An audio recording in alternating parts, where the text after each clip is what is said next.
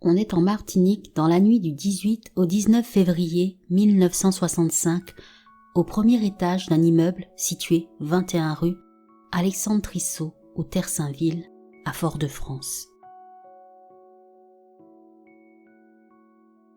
Dans sa salle de bain, un homme d'une soixantaine d'années environ se balance au bout d'une corde faite de 7 cravates de couleurs différentes.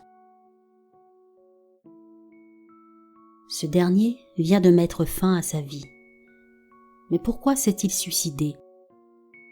L'homme, avant de se pendre, a laissé une lettre dans laquelle il dit « J'ai fait du mal à 402 personnes et je le regrette. »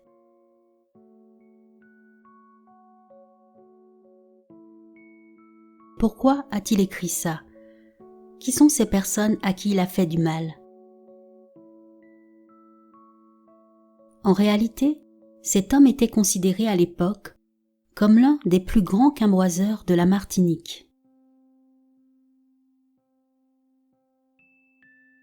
Il s'appelait Gaston Faustin Oma, mais on le surnommait Grands Ongles. Ce drôle de surnom lui fut donné car l'ongle de son petit doigt était particulièrement grand. Quand l'homme déambulait dans les rues de Fort-de-France, l'ambiance devenait étrangement pesante. On pouvait lire l'angoisse dans les yeux de la plupart des gens. En plus de son physique imposant et de son charisme indéniable, l'homme avait un style bien particulier. Très élégamment habillé en costume-cravate, il portait aussi une canne à son bras. Une canne à pommeau d'argent qu'il ne quittait jamais. Tout chez lui était spécial. Il fascinait autant qu'il effrayait. Sa façon de marcher, son air dominateur. Beaucoup préféraient changer de trottoir plutôt que de croiser son regard. Il possédait aussi une montre à gousset. Par moments, l'homme s'arrêtait brusquement de marcher, dégageait le revers de sa veste et sortait d'une manière théâtrale l'objet de la poche de son gilet pour lire l'heure. Gaston Faustin Oma est né au Gros-Morne le 12 juin 1903. L'homme ne roulait pas sur l'or au début et est même passé par la case prison durant quelques années. Puis finalement, il est devenu Grands Ongles, l'un des plus grands cambrioleurs de l'île. Sa réputation n'était plus à faire et le fait qu'il ait fait de la prison a plutôt renforcé celle-ci. Sa clientèle ne cessait d'augmenter et il finit par devenir riche et connu de tous.